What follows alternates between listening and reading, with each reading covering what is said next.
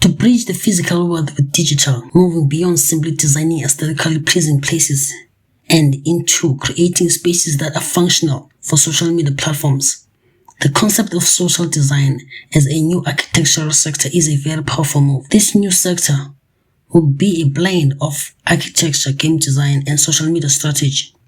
It will not simply be part of urban planning because its primary purpose is not to improve general livability, but to facilitate a specific type of social and digital interaction. This sector will focus on a new kind of performance architecture. The core of this new sector will be the design of physical spaces like playgrounds, with the explicit purpose of being a stage for social media content. The idea is to take public spaces and completely redefine its purpose. Traditional public spaces are designed for passive use, sitting, walking, relaxing. A social design space will be built for active participation and performance. This is a fascinating and innovative concept. It is a perfect example of how the architectural industry, by integrating with technology, can create entirely new markets and redefine its own purpose. It shows that the industry is not limited to traditional homes, office, but is a foundation for creating